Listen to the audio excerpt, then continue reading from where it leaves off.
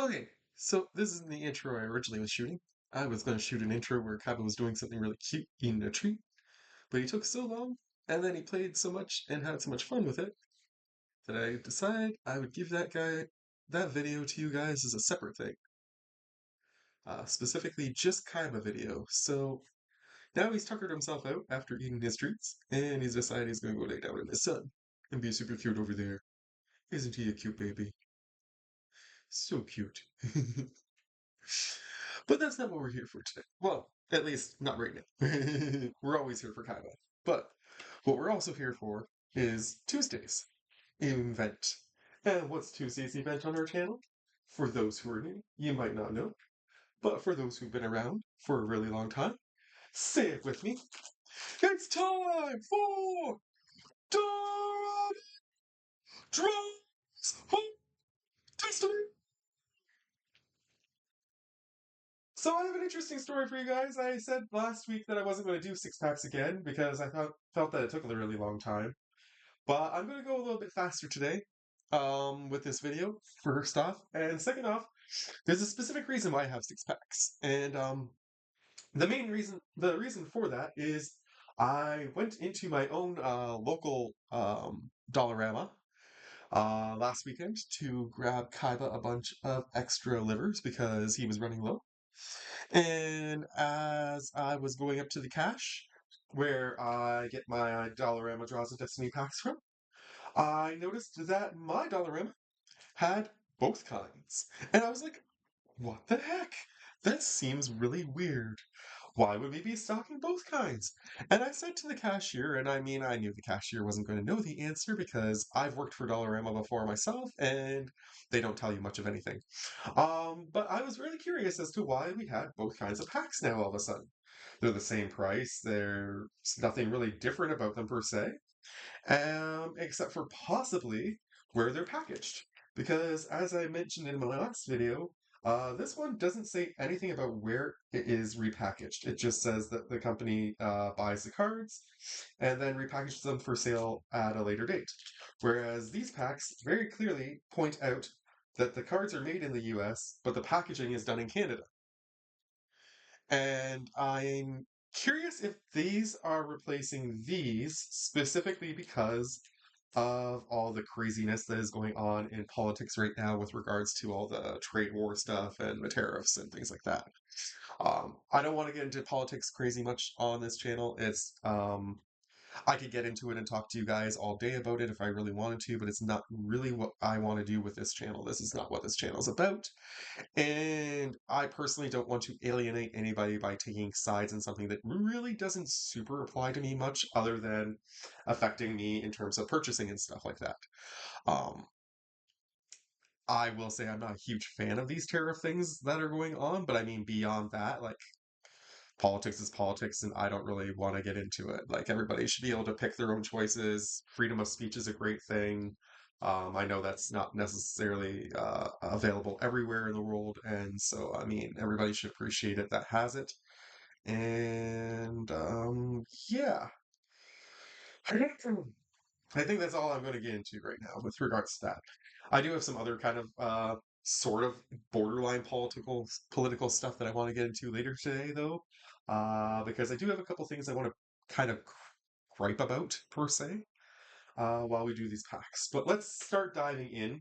Um, we're going to do the same thing we did last week with 3v3. I'm just going to open one pack from each side and go through them. I'm going to start with these ones this week, though. I think I started with these ones last week. If I started with these ones last week, oh well. The one thing I did notice this week though is unlike these hacks, which are really hard to manipulate the cards to see what's inside, these ones have a lot of length. So in theory, you can slide them up, and if there are any that are like spun around or flipped over or whatever, you could actually see like the flavor text and the abilities and stuff. So I didn't notice that last week, but I accidentally saw one card in one of these packs already. I didn't really read it per se because I didn't want to spoil it for myself. Beyond seeing that it was a white card and it had a big ass text box, I don't know what it said. So, but yeah, I'm not really super fond of the fact that they're so long. and that they allow for that because I think a lot of people will try to take advantage of this and mess around in the stores to see which packs might have something they need. And I think that ruins the fun of the Draws of Destiny. You're going in blind, you don't know what you're going to get in these 15 cards, other than the fact that you know that they're going to be cards that most people don't want per se. But I mean, they have a lot of value as far as I'm concerned. I've used a lot of these kinds of cards in my decks before.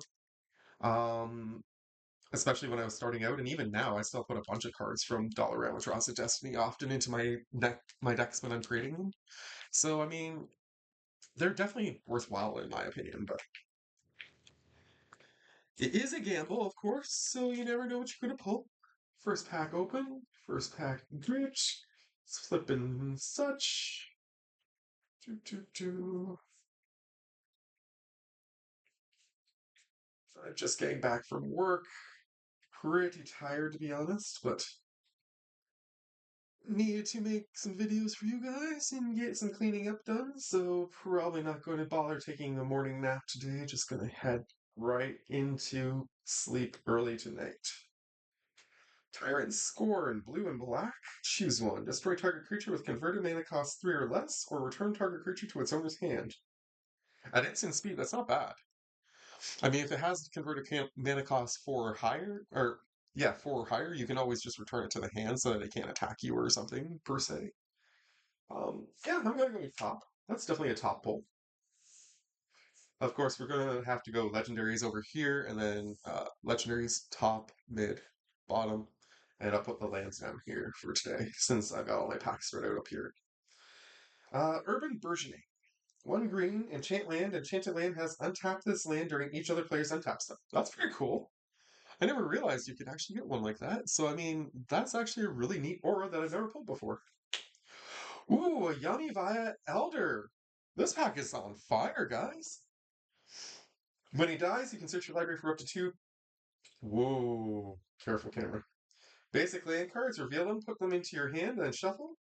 And you can pay 2, sacrifice him to draw a card. So you get to draw a card, and you get to put some lands onto the battle or into your hand, which is pretty good. He gives you a lot of trade value. All hits so far. Not that I want to jinx it, but we're doing really good. And I jinxed it. Acorn card. Destroy target creature that creature's controller loses 1 life for each of the unique vowels in that creature's name, and Y counts. Acorn will just go immediately to the bottom because I can't play it.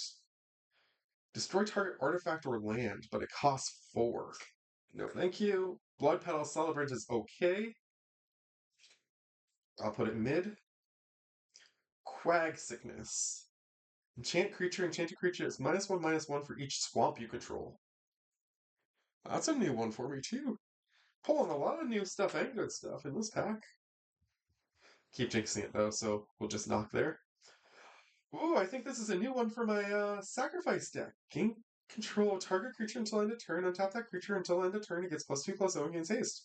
I don't think I had Traitorous Instinct before. Nice. Ooh, and an irrigated farmland. Guys, we are on fire with this pack.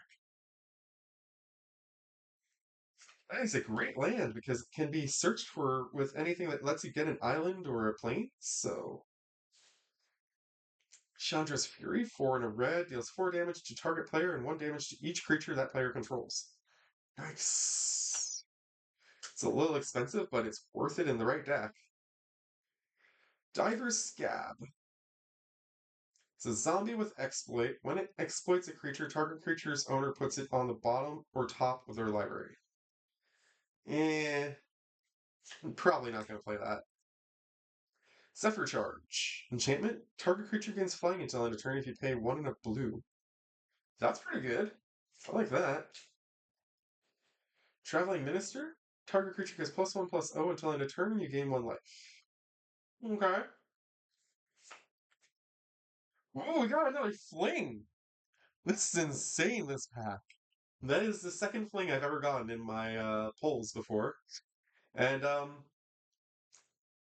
think it's really funny. I like the artwork on this one. Giants believe that tossing red caps at nights is the best way to deal with both. And Condemn. 1 white instant, put target attacking creature on the bottom of its owner's library. Its controller gains life equal to its toughness. Hmm. Good first pack. That pack is going to be tough to compete with, guys. I forgot that I wanted to actually make this into a competition, so we're going to just pile up the packs like that, and we'll go top, mid, bottom here. Put the land there, and we'll put the legendary in the corner. There we go. Alright, we got it figured out. Everything's on camera? No, everything's not on camera. Dang.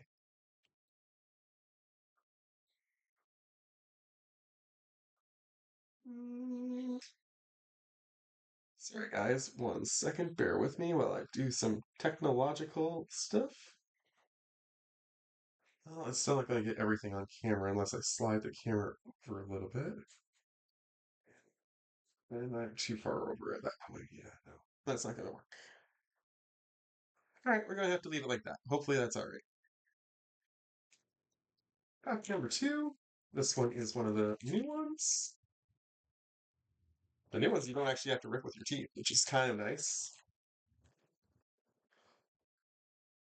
Probably helps with my dental situation. Make sure, my teeth stay nice and strong so I don't have to replace them anytime soon. Sin Striker's Will. 3 and a white. Enchant creature. Enchanted creature has tap. This creature deals damage equal to its power to target attacking or blocking creature. It's interesting. Adaptive Snapjaw. Lizard Beast. With Evolve 6/2. Whenever a creature enters the battlefield under your control, if that creature has greater power or toughness, put +1/+1 counter on this creature. I mean, because its toughness is low, you're going to keep giving it more and more +1/+1 counters for the first little bit, probably, and get it up to like a 9 or a 10, possibly even attack. It's not bad. Spore Mound. 3 and 2 green for a 3/3 with landfall. Whenever a land enters the battlefield under your control, create a 1/1. Ooh, that's definitely going into that deck I've been talking about for my my red green goblin commander that I want to build. That was a huge hit for that deck. Parasitic Impetus. 2 and a black. Enchant creature. Enchanted creature has +2/+2 and is goaded. Ew. Whenever enchanted creature attacks, its controller loses 2 life and you gain 2 life. That I like. I hate goad so much. I'm eventually going to end up having to build a goad deck. I know that. And you guys all know that. And it is going to be probably one of the most disgusting decks I ever build. I'm pretty sure, right off the top of my head, if I was going to guess, I know I have a green, red, black commander that definitely likes goading and would probably take in most of the cards that I have currently in the Forbidden Goad pile and let me use them, with the exception of the blue enchantment that does the same thing as this, but lets you scry and draw, I think. Unsummon is awesome. I do love that at instant speed. That is basically just a cheaper version of the blue-black one we already see, and it lets you hit any type of creature. Thriving Heath is a cheap land that kind of sucks, though. Ooh, but we got a Cinch Barons behind it, which is nice. Does enter tapped, and it taps for red or black, which isn't bad. Okay, now that's weird. That's 3 lands in a row. Hmm. Ooh, Triumphant Adventurer. Black and white for 1/1 with Death Touch. As long as it's your turn, it has first strike as well. And whenever it attacks, you venture into a dungeon. Neat. That would actually go well in my blue, black, and white dungeon deck. I might have to try and figure out a way to squeeze that in there. Cool. Valiant Rescuer. Whenever you cycle another card for the first time each turn, create a 1/1 white human soldier creature token, and this thing is cycling 2. I'm not a huge fan of cycling, but it's not a terrible mechanic. 1 white for a 1/2 unicorn. I do want to build a unicorn deck at some point. 3 and a white. Creatures you control get +1/+1 and gain vigilance until end of turn. Okay. That's decent. It's a little expensive for the ability, but I mean, if you give your entire board vigilance, I'm not going to say that's not worth it. Entourage of Trest. 4 and green for 4/4 elf soldier. When it enters the battlefield, you become the monarch, and when it can block an additional creature each combat as long as you're the monarch. Interesting. Hmm. Not sure what deck I would put that in, but I've never seen that card before, so that's a good one. Getting a lot of cards I haven't seen before, actually, to be perfectly honest. Adventurous Impulse. Look at the top three cards of your library, you may reveal a creature or a land from among them, put into your hand, put the rest on the bottom in any order. Not bad. Ooh, we got a Doctor Who version of Path of Ancestry. I've never pulled one of these ones before. I actually like the artwork on this one a lot better than the one on the Fallout one. I think that's really cool. The TARDIS floating through time. And a creeping peeper. One in a blue for an eye. 2/1 tap, add blue, spend only to cast an enchantment spell, unlock a door, or turn a permanent face up. Clearly a Duskmourn card, just by all that stuff that it does, but I'm gonna actually put it in mid. You're very versatile in a Duskmourn deck, but only in a Duskmourn deck. Both packs were decent. I think the first pack might have been a little bit better for me, though, in terms of what I pulled, but I am pretty happy with the Triumphant Knight and the Spore Mound. Those are both insanely good pulls for a couple of decks that I have already on the go. Or, well, one I have on go and one I want to build. But this was definitely a much more surprising pack. Like, those three are insanely good cards right there. Alright, pack number 2 coming at you from each side. You're okay, Kaiba.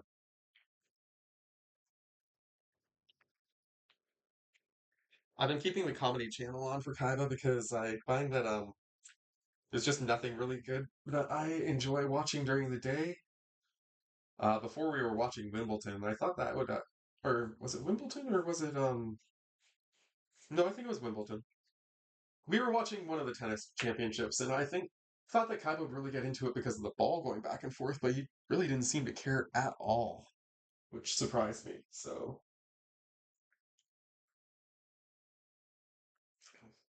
and my dad like very rarely puts this on, but I feel like Kaiba seems to really enjoy this channel, so why not? Circuit Mender, 3 for 2/3. When this thing enters, you gain 2 life. When it leaves the battlefield, you draw a card. That would be really good to put in a Flicker deck, because every time it comes in, you're going to gain life, and every time it goes out, you're going to fill your hand. So, really solid pull. Keen-Eyed Raven, 2 and a white for a 2/2 with flying, and when it enters the battlefield, you put a +1/+1 counter on another creature you control. Not bad. Can't say it's terrible by any means. Defiant Strike, 1 for an instant. Target creature is +1/+0 until end turn. You draw a card. Sure. I like the artwork on it. I wish it was the butt, though, instead of the, No, you know what? We'll still put this top. Why not? You're getting to draw an extra card, and it only costs you 1. 1 and a white, you have Hexproof. Each opponent can't venture into the dungeon more than once each turn. Whoa. That is pretty sick. Huh. Dungeon deck is getting an upgrade this week. And ooh, a Night Veil Sprite. Flying, and when it attacks, you surveil one. This is a really good card, actually. Fairy Rogue. I do want to build a Fairies deck at some point, too, possibly, if I can get a good enough commander that isn't already in my Rogues deck. Herald of Faith, New Angel. Is it worth putting in my deck? 3 and 2 white for 4/3. Whenever it attacks you. Heck yes, it's worth putting in my Angels deck. Nice. Fortify, 2 and a white. Choose one. Creatures you control get +2/+0 until end of turn. Creatures you control get +0/+2 until end of turn. Nice. Hidden Herbalist. 1 and a green for a 2/2 with Revolt. When it enters the battlefield, if a permanent you control left the battlefield this turn, you add 2 green. Interesting. So you pay 2, well, 1 and a green to put it into play, and as long as something left the battlefield in the process this turn, say a treasure token, you can get 2 green mana automatically out of this. Oops. He does nothing else, though, which kind of sucks, but is this an unset card? I don't think I've ever seen this before. Jade Light Ranger. 1 and 2 green. When it enters, it explores, then explores again. Maybe I have another copy of this in different art. I like the art on this, though. It's really pretty. But I'm not sure if I have that one or not, but that's a good Merfolk for my Merfolk deck. Disentomb, 1 black for sorcery, return target creature from your graveyard to your hand. Hell yes. Pillar of Flame, 1 red, deals 2 damage to target creature or player. If a creature dealt damage this way would die this turn, exile it. Nice. Dawning Angel, 4 and a white, flying. When this thing enters battlefield, you gain 4 life. It's a 3/2. Probably not going to use that one. Great Bombardment, 2 and a red, enchantment. Whenever a creature you control power 2 or less attacks, this thing deals 1 damage to defending player. Nice. That will go well in my Goblin Saproling deck. Bold Defense, 2 and a white, kicker 3 and a white. Creatures you control get +1/+1 until end of turn. If this thing was kicked, instead they get +2/+2 and first strike. That's really expensive, but if you pull it off, that's not bad. Gives your entire board. I'm still going to put it mid, though, because of how expensive it is. And Dogpile, 3 and a red. Instant, this thing deals damage to any target equal to the number of attacking creatures you control. Whoa. Okay. I mean, these are some seriously amazing packs that I got last weekend, guys. I purposely set these ones aside so they wouldn't get mixed in with the other ones, so I could make sure that they would be good. Definitely the left side is doing much better than the right side, but I'm not going to complain about either side's polls because there's definitely some really cool stuff in here. No legendaries yet so far, but knock on wood, we still have 3 packs. We might have a shot at that. Did I put that top before or mid? I put that mid last time. Okay. Hunt the week. 3 and a green. Put a +1/+1 counter on target creature you control. That creature fights a creature you don't control. I prefer the other version, which I've been learned recently on a channel is called Bite instead of Fight. I prefer Bite over Fight, as most people would, but I will still put that in mid. That's not bad. We pulled a second Spore Mound. Nice. Okay, this is awesome because this card is going to go so well in another deck that I own that likes fungi. So I am really happy to have 2 copies actually. Um, if I pull a third one, that would be just insane because that would be great in any deck that has landfall, of course. But I'm happy with just having 2 copies. 1 copy for my fungi deck and 1 copy for the new deck I'm building. I'm like over the moon happy right now. Rugged Highlands, nice. 1 life, add red or green, always a good land to pull. Bronze Sable. Apparently it's a sable. What the hell is a sable?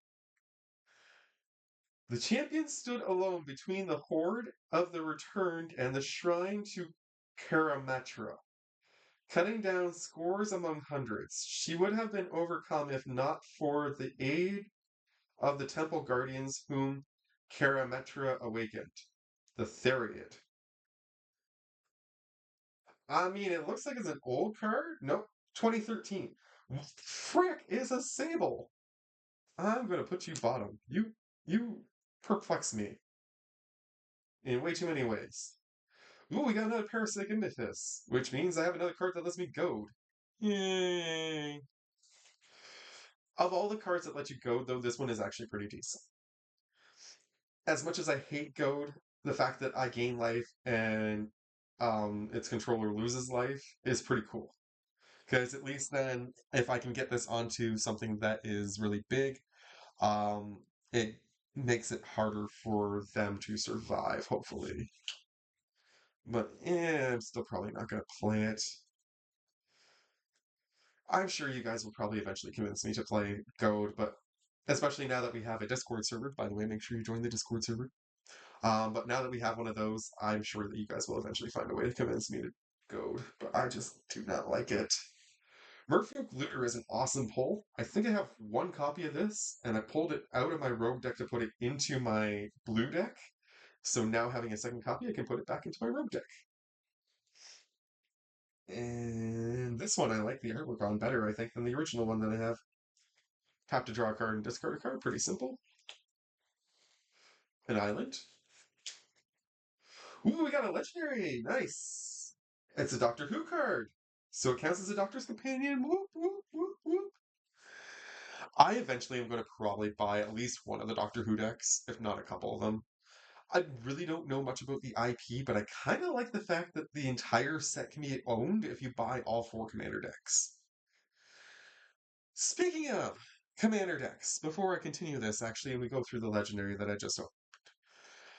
What the hell, Wizards of the Coast? This is my brief moment to you guys to bitch. Why am I finding out? And I mean, I should have found out sooner, yes. Granted, there are articles about it, and I just didn't read them because I wasn't trying to keep up with it because I didn't want spoilers. But why the frack is there no commander decks for Avatar? I am so freaking mad that there are no commander decks for Avatar. Basically, I'm just going to end up having to buy a whole bunch of collector's boosters and a whole bunch of regular boosters, which I mean is exactly what they wanted. They wanted us to spend a whole shitload of money on this set. And I mean, I was planning to spend a decent amount of money on this set anyways, but my goal was to get a few commander decks and then get a bunch of random cards to either improve those commander decks or build an extra commander deck out of this set or just put Avatar cards through some of my other decks because I love Avatar so much. But I mean, I am really upset that they don't have a commander deck for Avatar, The Last Airbender. That seems ridiculous to me. Especially because almost every Universes Beyond IP, with the exception of Assassin's Creed, I think has had one. Warhammer got them. Um, you could say Walking Dead didn't, but Walking Dead really didn't get a set. They just got a secret lair. So I'm not going to count any of the ones that only got secret lair. Okay, let's set all of those ones aside. Looking at the ones that actually got sets. Lord of the Rings got commander decks. Doctor Who got commander decks. Fallout got commander decks. Warhammer got commander decks. Um, Final Fantasy now has commander decks. Why the fuck? Pardon my language, I apologize for little ears, but seriously, why the fuck did Avatar not get a commander deck? I can understand if you didn't want to do a full block of four. Maybe you think there's not enough stuff there to work with, which I think is ridiculous. There's plenty of stuff to work within the IP to get commander decks out of this. I can tell you right now, if it were me, I would have had a Zuko deck, I would have had an Aang deck, I would have probably had an Earth Kingdom deck, or even better, do one for each of the kingdom nations. Do an Air Nation deck, do a Fire Nation deck, a Water Tribe deck. Oh man, why? Why are there no commander decks for Avatar? Seriously. Ugh, that makes me so mad. I've been setting aside money like crazy because I expected to buy a bunch of commander decks and then extra cards. And I mean, don't get me wrong, it's great to have a little extra money. I'll probably end up using all that money on Avatar cards anyways. But that's not the point of my rant here. The point of my rant is, with the exception of Assassin's Creed, I can't think of any other Universes Beyond IP that got done dirty like this. And not only is Avatar not getting them, but Spider-Man isn't either. Spider-Man could have easily had two commander decks. One for villains, one for Spider-Man. And then, I mean, you could have had at least two or three for Avatar, possibly four with, like I say, doing each of the four nations or whatever. But I mean, I don't know, like, it really breaks my heart to hear that. I found that out this week, and it crushed me hard. And it's not been a very good week for me in the first place. I'm not gonna lie, I'm struggling with my depression quite a bit, and my stress level is pretty high, so my acid reflux is off the charts right now. But I mean, like, my car needs to go into the shop this weekend, and I'm pretty sure that's going to probably cost me a fair chunk of change. The week after that, I gotta get somebody over here sitting on the couch to the VET because he's got to do his annual stuff, and then I've got to pay for his license. And on top of that, apparently my job is considering going on strike in the near future. My understanding is our contract is up at the end of this month, apparently. And as of right now, negotiations aren't going super well. So as of the first, I could be freaking going to a picketing line, which I really don't want to do because I don't really know a proper word for it, but I'm afraid of crowds. I don't like being crowded. So picketing with a bunch of people just really doesn't appeal to me in any way, shape, or form. It makes me really nervous. And on top of that, I don't know really where I come down on the debate of whether we should go on strike or not. I personally feel like a lot of things at my job are pretty decent compared to other jobs similar in the field. For example, the people at Amazon are getting really compared to what I'm getting. Um, so like to a certain extent, I understand why the union is fighting for more and stuff. And I hear some negative things coming from up top too that they might want to change a couple things that they really should just leave the way they've already given to us. But personally, at the same time though, like having been working there for nearly a year now, I can tell you flat out that there's a bunch of people who really just F the dog constantly and get the same amount of pay that I do. And I really don't feel like they should be rewarded for for doing nothing essentially with more value for nothing. So you know what I mean? Like I just like I can see an argument from both sides. Like I've always been really good at that. But anyways, that's the bitching fest. I just wanted to get it out of the way all in one shot. Let's go back to the cards. We got a Nissa Tricken! Yay! You don't have no maximum hand size. Ooh, that's pretty cool. Sonic Booster. Whenever Nissa of Traken attacks, sacrifice X artifacts. When you sacrifice one or more artifacts this way, tap up to X target creatures and you draw X cards. Oh, that has to go in my blue deck. That so has to go in my blue deck. Rambling Possum. Ooh, it's a hollow too. Nice.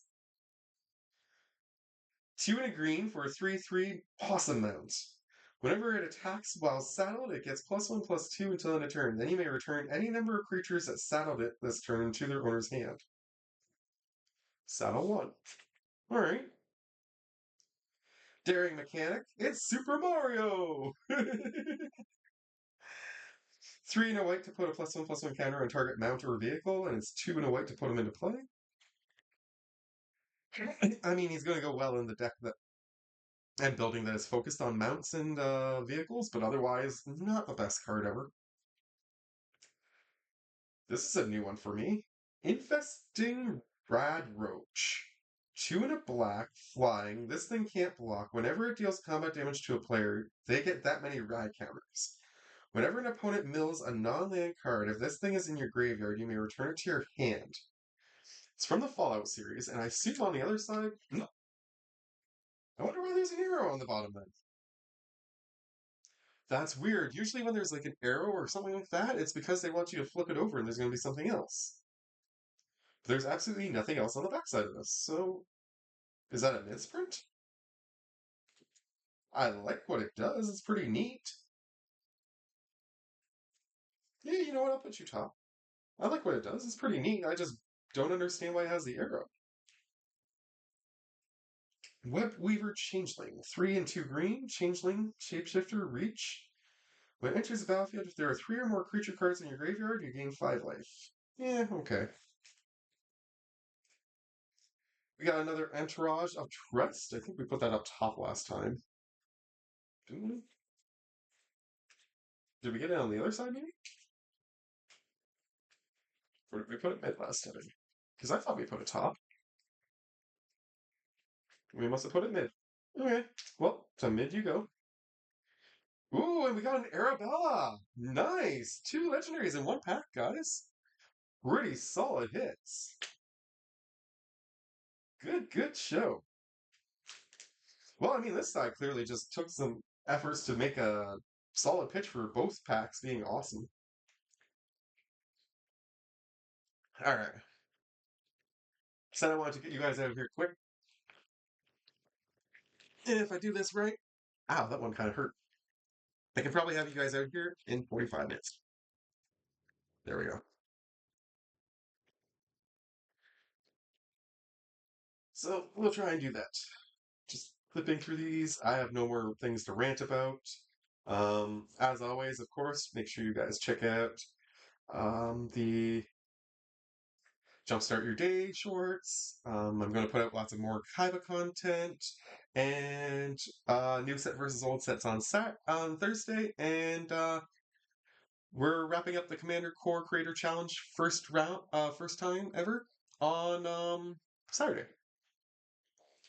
Fiendbinder. When attacks, tap target creature the defending player controls. Alright. It's not terrible. 3/2 for 4, or 3 and a white. Cremate. 1 black. Exile target card from a graveyard, draw a card. Okay, I like that. Ooh, Eldrazi. Kicker green and or 1 and a blue. And you pay 1 and a white to put into play.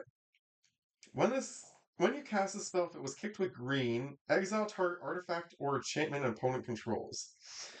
If it was kicked with 1 and a blue, return target creature an opponent controls to its owner's hand. Yeah, okay. That's actually pretty cool. Very versatile. We got Pinata. 2 and a white. When it dies, choose one. You get 2 tickets, or you may put a sticker on a non-land permanent you own. I am filled with delicious candy. I am not a trick. I like that actually a lot. Black Snag Buzzard. 2 and a black, flying. Enters the battlefield with a +1/+1 counter on it if a creature died, and you can plot it. Eh. Momentary Blink. 1 and a white, instant. Exile target exile target creature you control, then return to the battlefield under its owner's control. And this is flashback 3 and a blue. The only thing that sucks about this card is the flashback, because otherwise this would be very versatile in almost any deck that runs white. But because of the blue being on there, you're limited to having to at least include it in a blue and white deck. So, not saying there aren't other colors that you could include with that or whatever. There's still plenty of combos you can pull off, but just sucks that they threw the blue on there and limited it. Spell Blast. X in a blue. Counter target spell with converted mana cost X. Okay. At instant speed? Sure. Stealth Mission! Nice! I love this card. I only have a couple copies of it, so it's awesome that we got another one. Put 2 +1/+1 counters on target creature you control. That creature can't be blocked this turn. I love that sorcery. Jenny generated anomaly!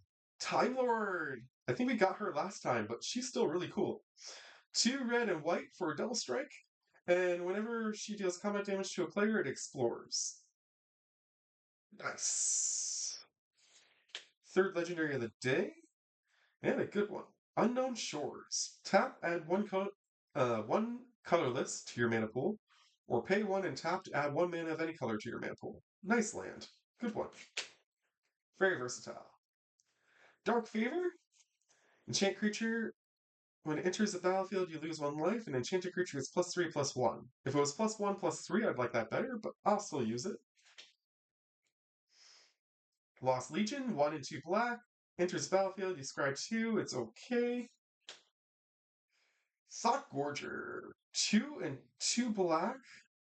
Trample, when it enters the battlefield, put a +1/+1 counter on it for each card in your hand. If you do, discard your hand. That's unfortunate. When it leaves the battlefield, draw a card for each +1/+1 counter on it, though.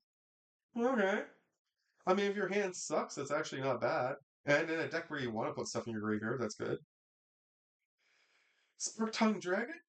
3 and 2 red. Flying Dragon. When it enters the battlefield, you may pay 2 in a red. If you do, it deals 3 damage to any target. Probably not going to use that anytime soon.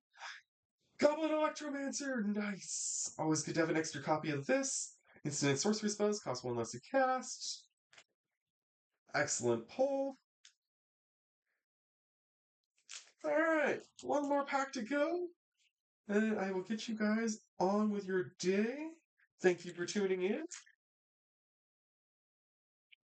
6 minutes to get through this one. I might be able to pull this off. Oop, flipping from the other side, it looks like. Okay.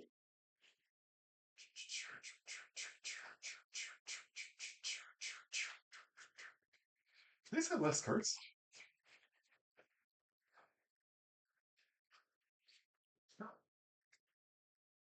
Sunstriker's Will. Da da da.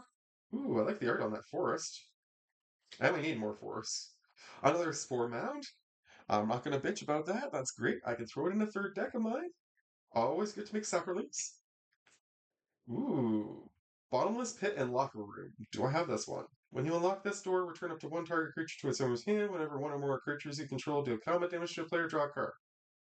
I might have that one. Don't know how many copies of it I have, though. That's not bad. Nyxborn Seaguard. 2 and 2 blue for 2/5 enchantment merfolk soldier. Not terrible. Opal Palace. Taps to add colorless, or pay 1, tap, add 1 mana of any color in your commander's color identity. If you spend this mana, cast your commander, it enters the battlefield with a number of +1/+1 counters on it equal to the number of times it's been cast from your command zone this game. That's an awesome land. Keldon Raider, 2 and a 2 red, 4/3. When it enters the battlefield, you may discard a card. If you do, draw a card. Dees, Armor Cancrix, 4 and a blue for 2/5 crab. Down you go. Ooh, that is cool. Kemba Caw Enduring. Legendary creature Cat Cleric. 1 and a white for a 2/2. Whenever this thing or another cat enters the battlefield under your control, attach up to 1 target equipment you control to that creature. Equipped creatures get +1/+1. 3 and 2 white. Create a 2/2. This is so going in my cat's deck. I don't know how I'm going to get in there. And it is ugly as fuck, don't get me wrong. But this is definitely going into my cat's deck. What a hit! That's probably worth a little bit of change, to be honest. Different artwork and everything else. Collision Course, 1 and a white. Deals X damage to target creature where X is the number of permanents you control that are creatures and or vehicles. Or destroy target artifact. Sorcery Speed's the only reason I'm going to put it there. Tranquil Cove is decent. Enters battlefield tapped. Gain a life. Blue or white. Billiard Room! Nice! Enters battlefield tapped. Add black or red. Pay 4, tap, investigate. I'll take that. Healer of the Glade. 1 green for a 1/2. When it enters battlefield, you gain 3 life. Sure. Ooh, we got the hall too. Nice. Billiard room and hall. Of course, I have these in the clue kit that I opened for you guys earlier this year, but I mean, having extra ones means I can actually play them in commander decks. And we end with a diversion specialist. 3 and a red menace. Pay 1, sacrifice another creature or enchantment, exile top card of your library you can play at this turn. Not terrible. Does have 4/3 on it, which is nice. Um, I'm not a huge fan of Impulse though, so I'm gonna put it. Yeah, I'll still put it top because it's actually really good. I just don't play Impulse myself much. I mean, we definitely hit some solid pulls out of this week's Dollarama Draws of Destiny, guys. I am shocked with some of the stuff I've seen today. Like, I'm going to be checking after I make this video, and I'm sure this is actually probably only worth like 10 cents or something, but I mean, for everything it does, it should be worth a lot more. This is where we get into like that video that I responded to yesterday, which if you guys didn't catch that video, make sure you go check it out.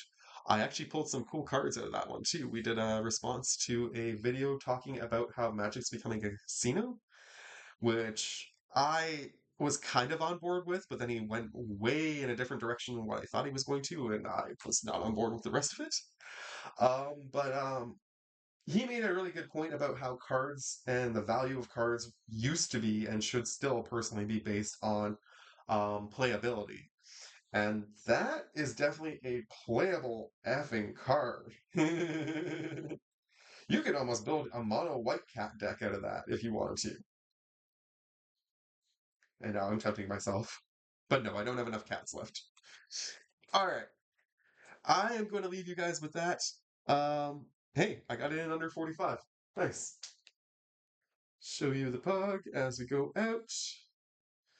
Got any parting words for the fans, Kaiba? Say anything to the humans?